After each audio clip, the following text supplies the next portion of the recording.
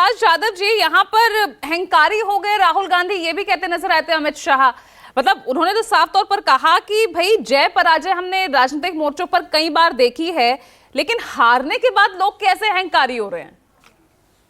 देखिए पूजा जी, पहले तो मैं महाराष्ट्र के ऊपर आपको बता दूं, और भाजपा को और आपको ये समझना पड़ेगा, महाराष्ट्र हमेशा से छत्रपति शिवाजी महाराज फुले शाहू अम्बेडकर के विचारों पे चलने वाला प्रोग्रेसिव राज्य रहा है। यहाँ की जो लीडरशिप रही है, वाई चौहान हो, वसंतराव नाईक हो, बाला साहब ठाकरे हो, प्रमोद महाजन हो, गोपीनाथ मुंडे हो या शरद पवार हो, इनके वैचारिक मतभेद रहे हो, लेकिन व्यक्तिगत तौर पे कोई दुश्मनी की राजनीति महाराष्ट्र में कभी नहीं रही है। लेकिन 2019 के बाद अमित शाह जी ने और देवेंद्र जी ने जिस तरीके की षड्यंत्रकारी रिवेंज की राजनीति यहाँ महाराष्ट्र में की है, वो महाराष्ट्र की जनता ने स्वीकारा नहीं है।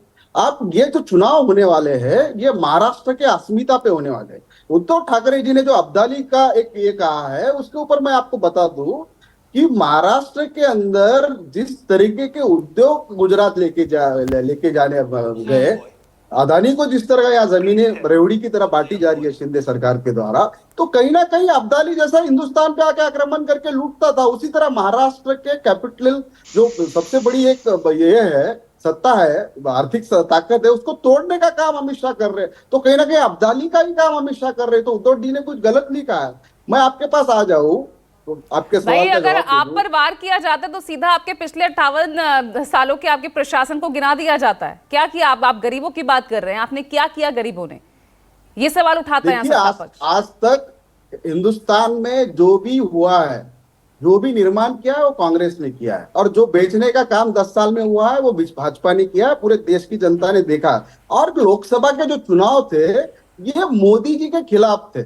मोदी जी की इतनी पूरी प्रलयंकारी सत्ता का दुरुपयोग, केंद्रीय यंत्रणाओं का दुरुपयोग, फिर भी आज इंडिया आघाड़ी इतने ताकत से इमर्ज हुई है देश के अंदर। तो कहीं ना कहीं ये मोदी जी के जो कूटनीति थी, मोदी जी की जो कंडक्ट थे पॉलिटिकल, उसके खिलाफ तो कांग्रेस की क्या नीति रहने वाली है? क्या महाराष्ट्र में भी बड़े भाई की भूमिका में दिखेगी कांग्रेस? भाई, बेहतरीन प्रदर्शन आपका लोकसभा चुनाव में रहा, तो सीट शेयरिंग के मामले में हमारी नेता आदरणीय राहुल गांधी जब से एलओपी बने हैं, कहीं ना कहीं मोदी जी ये बर्दाश्त नहीं कर पा रहे हैं, ना अमित शाह ये बर्दाश्त कर पा रहे हैं, इसलिए अहंकारी जैसी वो भाषा कर रहे हैं। अहंकारी कौन है पूरी दुनिया जानती है।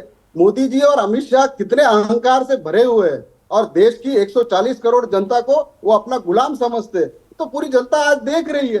तो आज एलओपी बनने के बाद कहीं ना कहीं पार्लियामेंट में जनता की बात हो रही है। आदरणीय राहुल गांधी जी युवाओं के नीट के सवाल हो, किसानों के सवाल हो, वहां के SC ST के आरक्षण के सवाल हो, ये देखो आने वाले समय में अब जो SC ST के बाइफर्केशन की बात हो रही है, ये सब संविधान को तोड़ने की जो जिस तरीके से भाजपा की एक रणनीति रही है, और कहीं ना कहीं एक षड्यंत्र रहा है, उसी को आगे ले जाने का एक ये चल रहा है। तो पूजा जी, कहीं ना कहीं ये जो मुद्दे थे लोकसभा के, मैं जवाब विधानसभा मैं आ रही हूँ, शाइना जी, मैं आ रही हूँ। एक बार